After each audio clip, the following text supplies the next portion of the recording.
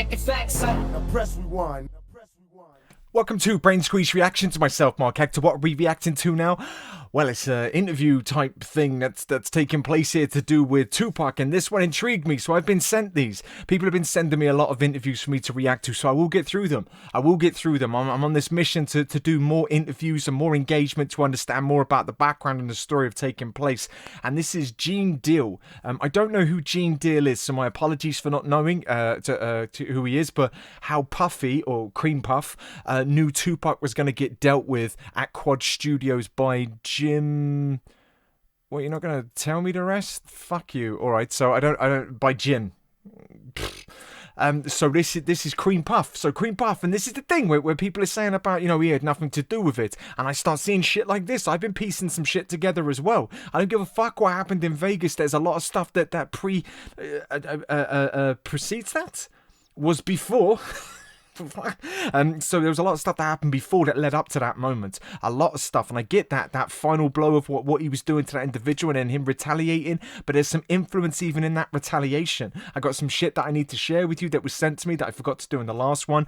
There's so much to dissect. I've got all new stuff coming on this channel as well. Fuck, I've got so much that I'm going to be showing you. Oh my god, I can't do it now though. I've got a woosah, okay? I got a poem that I wrote that I'm going to share with you that's heavily influenced by everything that I've been doing from the cultural side of things, which I said I was writing a song. I'm going to read the whole thing out to you.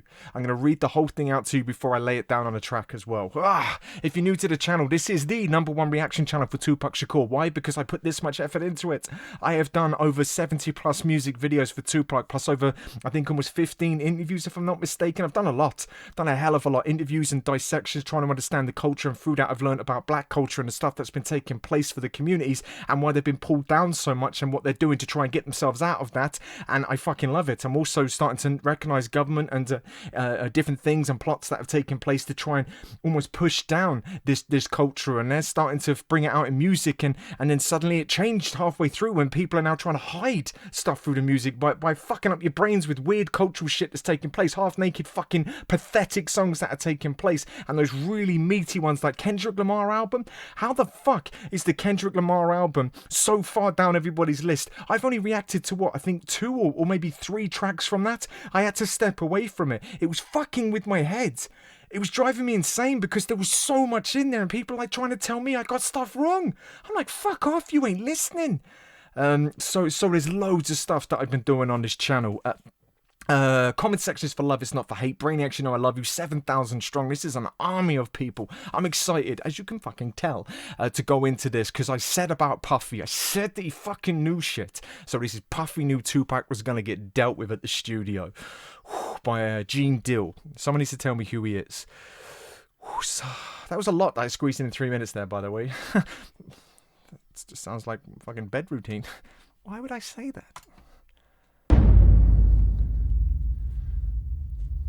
That's basic. Puffy, man, why do you think he didn't take it serious when you said that somebody was coming that night to get y'all?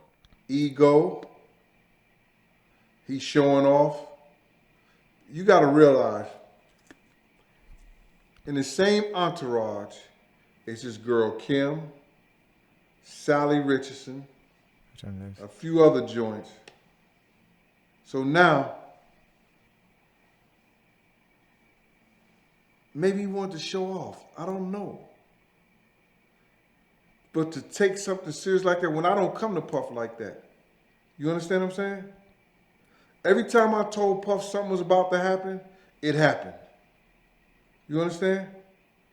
He's got it right with P. Diddy straight away, or Cream Puff. I think you got it right with fucking Ego, mate. P. Diddy just thinks he's better than everybody, and he's nothing, to be very clear, mate. You can't rap. You are lucky with Biggie. You were his fucking, his little fucking bitch. Everything around you, you've done. They're better. They're better than you've ever been. You're just like a fucking minion. You use other people. So that whole ego thing, he was surrounded, I'm guessing, by these ladies, and he's trying to show off is what this dude's saying. What this bloke's saying here already. I don't know who this bloke is, but he's just screaming truth because he's being very articulate. Notice his head is thinking. So this isn't a rushed dialogue. This is him trying to squeeze stuff out. This is him genuinely thinking about how this comes together. And he's saying, when I told Diddy stuff, it happened. So why on this occasion did he not take notice of it? Like that. Not bad in 40 seconds. You understand what I'm saying? Yeah, I do, brother. Every time I told Puff something was about to happen, it happened. You understand? We had a party with ODB now. And at Luke's club, yo, Puff, they about to start shooting up in this joint. How you know, Gene? Bruh, I know. In your opinion, man, do you think Biggie would still be alive if Puffy would have listened to you? I think, in my opinion, Big wouldn't have got killed that night. To say if he was still being alive, I don't know that. I don't have a time clock on somebody's life. See, that pure honesty, man, and so quick in that answer. We saying in that moment, I don't know how Biggie got killed or anything. I'm getting confused now. That just jumped from there to there. But that whole thing there and the way he answered it, it's the right move. He's like, I can't speak for someone's time clock, but would he have died in that moment? Probably not. If he was still being alive, I don't know that. I don't have a time clock on somebody's life. I like the way this And dude we speaks. nobody knows. God, it comes to death comes like a thief in the night, man. We don't know what's going on and when it's going to happen. But Who's I this truly dude? believe I like that this dude. if Big would have stayed to his guns and not F with Puff like he was doing at first, not coming to none of the parties we was at. Did you hear what Lil C said? We wasn't even messing with Puff. We was doing our own thing. If they would have stayed with doing their own thing, maybe we still alive. That's fucking intense what he's saying. If they didn't get involved with this motherfucker, then maybe they'd still be alive. That is the bottom end. They were doing something. You say Little Caesar that he was doing. Oh, Little Caesar, don't fuck around with King. Oh, fuck, this came in. What's that one? They hit him up. Little Caesar, don't fuck around with real G's. So I know that's part of that entourage, but entourage, because he said that, making it sound like I know what I'm talking about. But that thing with Biggie and Little Caesar saying they should have just kept doing their own thing. My point being proven here, man. That fucking Cream Puffy, man. He's such a bellend. Because Big was a big star. Show me one picture out of L.A. since they was going to all kind of clubs and all kind of spots and all kind of restaurants that somebody got him with him. That somebody got those pictures with him. I didn't get what that means. Have you seen any? Only place you seen them was at Sway, the radio stations, right? The video shoot. Oh, no pictures with... Where all the other places with all the other pictures? That one time in the mall. But they was out there 2 months. Going to all the stations and everything. See? So there's no pictures of P. Diddy with I Biggie, think that unless there was something going on. what we're looking at is this. Is that two men with two great egos that got all the money in the world. Now see, Suge had the blueprint of losing the artist. Do you know how much money Death Row Law made when Pac died? I think that that record, the album went like 10 times platinum, right? Yeah, that All Eyes on Me sold over 10 million and went diamond. And Machiavelli, I think that went like 4 times platinum. And his greatest hits, I think that sold over 10 million and went diamond. I mean, every Tupac album that came out after he died went platinum. So now you got your main artist leaving you that you think that's robbed you, allegedly. You know what I'm saying? Because you got to realize that Big was changing the name on his publishing. He wasn't putting Christopher Wallace or whatever he was on the product. He was using somebody else's name, probably his daughter or something like that. The same shit that Puff did with the Locks. You know what I mean? He was changing the name. So now Puff, when that little $200,000 he gave him extra for that publishing, he not even getting that money now Because Big then changed the name on it. What did say that Lil C say when, and you gotta listen to what people say. He said, we didn't even know Puff was in Quad Studio. So why was Puff in Quad Studio? Right? He knew Junior Mafia was having a session over there. And if Big is writing for them, I'm entitled to that publishing money. So Puffy knew Tupac was gonna get robbed at Quad Studios? Ooh, let's just not fucking skip over what he's talking about here, man. Who the fuck is this dude? This dude knows shit, man. I don't know if he's stoned though as well, which is amazing because he's slow to articulate. But he's really thought provoking. So he's saying about Christopher Wallace. Obviously, Biggie was changing the name. Is that so Diddy wouldn't get the money? Is that right? I don't know the story of Biggie and old Cream Puffy. I don't know. I haven't even dipped a toe in that yet to understand that, but. He's a fucker, isn't he? Not him. He's amazing. I'm pointing at fucking Cream Puffy. What a wanker. An absolute bellend. But this whole thing with Suge Knight, he's saying about making more money when Tupac is dead. That's fucking unbelievable to hear. If I've heard that right. Correct me in the comment section if I didn't. Right? He knew Junior Mafia was having a session over there. And if Big is writing for them, I'm entitled to that publishing money. So we knew they were over there, and if Biggie was changing names and doing stuff, so he was writing for Junior Mafia.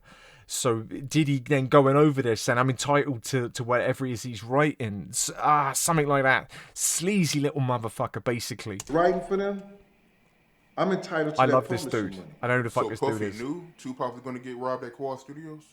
Well, I don't think I'm not going to say he knew exactly he was going to get robbed, but he knew he was going to get dealt with.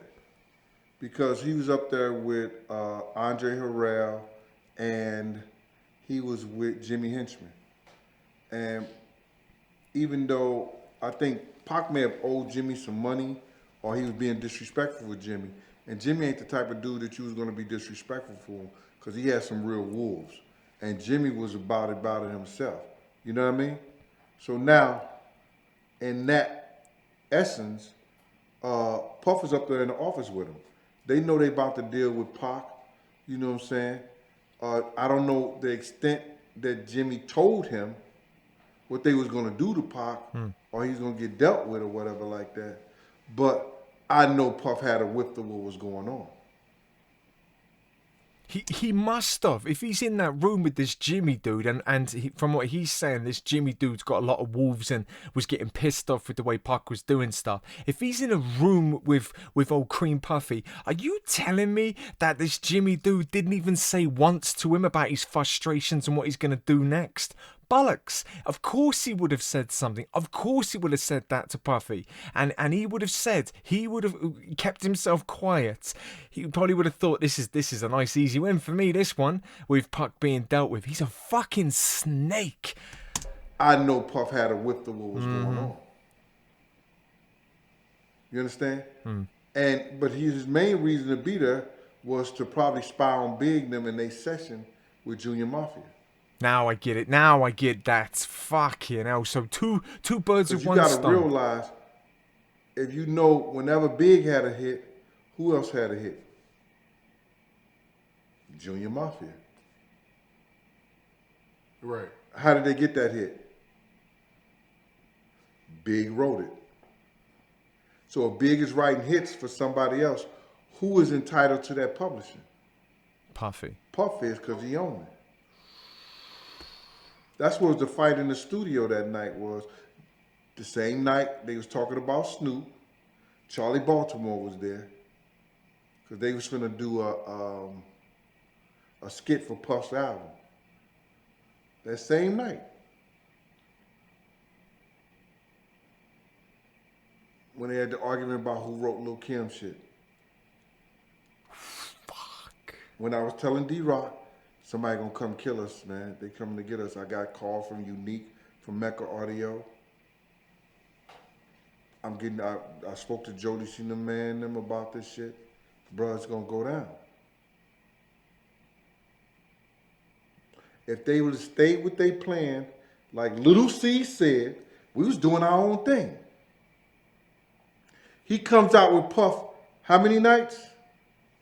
He comes out with Puff how many nights? He came out Puff one night. And what happened?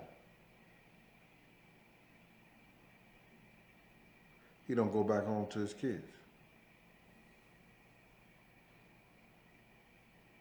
And it's not that I'm hating on him like people. You know how you young cat, yo, he hating, he doing like, man, listen, I'm just telling the truth. And if you got a problem with me telling the truth,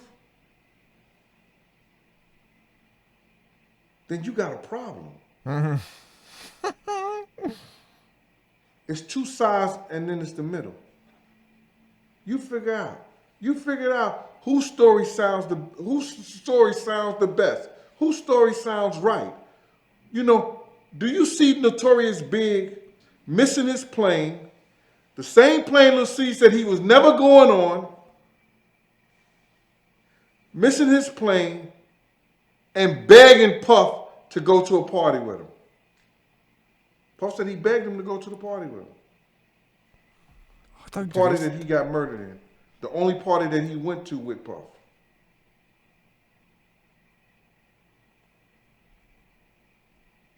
You got to look at what's real and what actually happened and what were people saying. This dude, man, who the fuck is that bloke, man? He just seems to know shit. That whole thing he said, if you've got a problem with the truth, then you've got a problem. That whole, you've got two sides and then you've got the middle, that whole articulation, but then the one party that Biggie's going to, and then that's the one that he dies in. Fucking hell, what is wrong with Puffy? That makes me hate him even more. There's so much I want to... I want to interview this dude. Who is this bloke? I need to go and speak to him and say, tell me more. That bloke should have been whoever was interviewing. Why was he being quiet? I'd have been like, no, tell me more, man. Just give him a bit of boost. Fucking hell. This story is not going to end, is it? I've got to keep digging and digging and digging. This is some detective shit taking place now. Okay, that was something different for the channel. Let me know your thoughts on that, and let me know who this bloke is. I want to know about that. Junior Mafia, I don't know who that is. Who is Junior Mafia? Is that made up group? Is that Biggie and this Little C's? Is there another part of Junior Mafia? Someone just help me with that. I don't know anything to do with Biggie, so I was kind of guessing there. But the whole Tupac situation again sneaking in. That's fucking Cream Puff, man. That dude's a fucking bellend. Go get a cheesecake, you prick.